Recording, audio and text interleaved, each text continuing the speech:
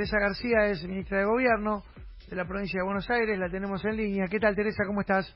Buen día, ¿cómo le va? Muy bien, gracias por atendernos. No, no es nada. ¿Qué evaluación hace de finalmente la aprobación de la ley impositiva ayer en el Parlamento?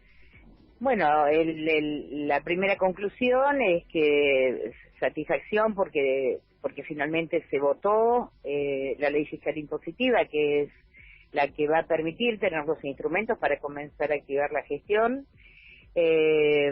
Tardamos 20 días, se tardó 20 días, producto de algunas desavenencias en el propio seno de la oposición, la ausencia de la ex gobernadora Vidal, que se suponía garante de otorgar los instrumentos de gobierno en la primera etapa, como estas leyes,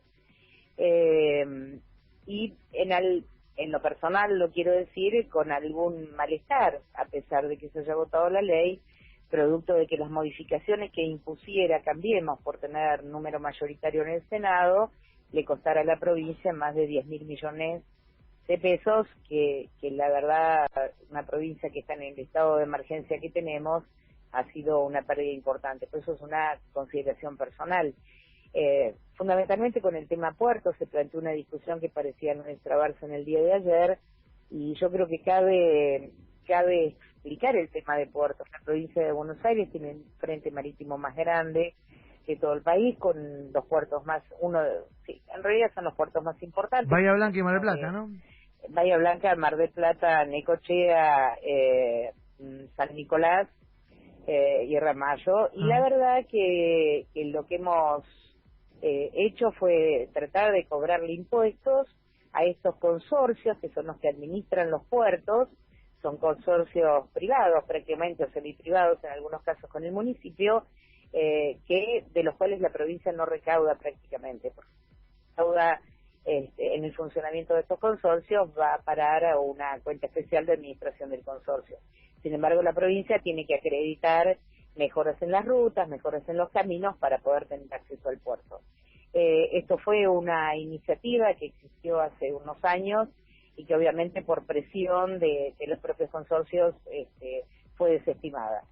En el día de ayer la oposición, fundamentalmente Cambiemos y algunos sectores más duros de Cambiemos, pusieron como cuestión sine qua non el tema de la baja en los impuestos que había pensado el gobernador para los puertos. Eso finalmente ocurrió por el número mayoritario del Senado, así que en total, en la cantidad de cambios que propuso Cambiemos para algunos sectores, que justamente son sectores privilegiados, le costó a la provincia de Buenos Aires 10.000 millones que debiéramos haber utilizado en la gestión. A ver, ahí tenés un punto, ¿no? Está muy bien lo que explicás. Me refiero a los consorcios que administran los puertos de la provincia de Buenos Aires. O sea, el plan era sacarle, a partir de la carga impositiva nueva que se proponía, ¿cuánto en total eran para este sector? Eran 4.500 millones de pesos, que dicho así no es tanto, digamos, en una administración provincial, pero al faltante que tenemos, la verdad que era un monto importante, y de esto quedó en 2.000 y pico de millones lo que se va a recaudar en esa materia. Bien, el otro, porque ahí tenés 2.000 y pico menos de lo que se preveía. Sí. Los restantes 8.000, ¿en dónde se perdió capacidad de recaudación a partir de las modificaciones que dieron por la aprobación de la ley? Lo del cable, explícame lo del cable, Teresa. Lo del cable son aproximadamente 400 y pico de millones. ¿Qué era eso? El planteo del gobernador era imponer a las empresas de cable operadoras, creo que se llama específicamente el nombre, el 3% en la alícuota de ingresos brutos, y una fuerte oposición por parte de Cambiemos, específicamente del sector más duro de Cambiemos, de no lastimar el tema de los cables en la provincia, y finalmente lo obtuvo, porque tenía el número, impuso que en lugar del 3% en ingresos brutos se bajara al 2%. Bien, o sea que ahí se perdió... Perdimos 400 y pico de millones. Un punto porcentual ¿Y qué más? Después, explícame lo del 75%. El 75%, yo creo que se convirtió en un número fetiche, en un número mágico. En verdad, en serio, era no poder sacárselo de encima, es como aquel que le cargan un santo y no se lo puede sacar de encima.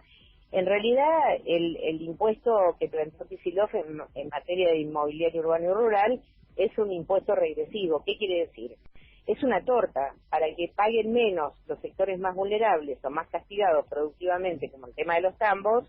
Los sectores más beneficiados tienen que pagar un poco más, sobre todo con la decisión de no pasar el índice de inflación, que fue el 55% el año pasado. Cuando se armó la tabla, la segmentación, que fue una decisión del gobernador Kicillof, segmentar para que algunos sectores pagaran menos y otros pagaran un poco más, estalló nuevamente la defensa de estos sectores a mano de Cambiemos. ¿Esto cómo terminó? Quiero decir algunas cifras para que se entienda.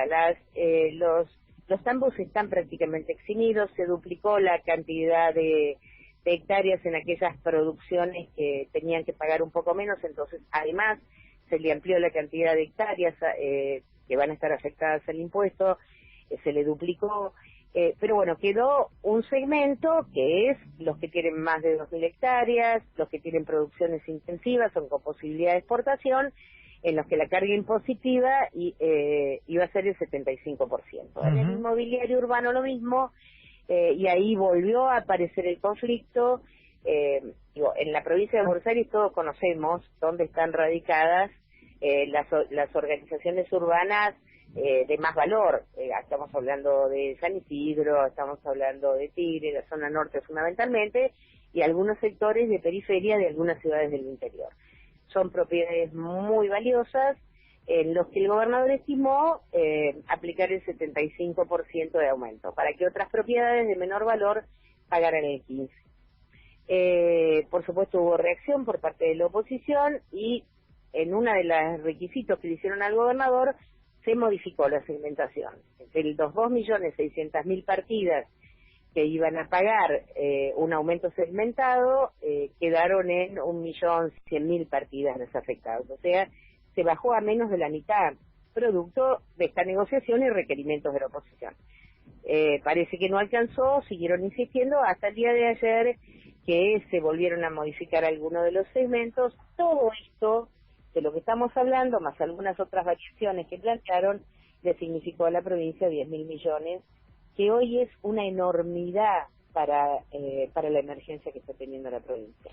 Dame datos de lo que no se va a poder hacer, o en todo caso de lo que va a haber que reasignar para priorizar los otros sectores, porque... Sí, la primera cosa, y yo he atendido porque es mi responsabilidad de gestión, la relación con todos los municipios de la provincia, con los municipios del peronismo y los de Cambiemos. He atendido estos días no menos de 30 intendentes de la oposición que estaban verdaderamente amargados por esta decisión de sus legisladores de retrasar la ley y de modificarla, porque la coparticipación derrama, la recaudación de la provincia derrama por coparticipación a los municipios. Por lo tanto, ellos también se van a ver afectados, sobre todo en materia de obra pública, que tienen muchísimo atraso. Hay intendentes que hace 2 años que no pueden encarar la obra pública, hay certificados atrasados, hay deuda de más de 2 años con las empresas que comenzaron las obras en sus distritos. Esto por un lado. Por el otro lado, cerca de Navidad y Año Nuevo, que es la fecha de pago de salarios, aguinaldo y bono, hubo una enorme cantidad de intendentes que no pudieron pagar en fecha porque tienen problemas financieros muy severos. Estoy hablando de intendentes de Cambiemos, ¿no? Sí, sí, sí. Y sin exagerarlo voy a decir, yo he atendido a un intendente con lágrimas en los ojos diciendo es la primera vez que yo no le puedo pagar a mis empleados.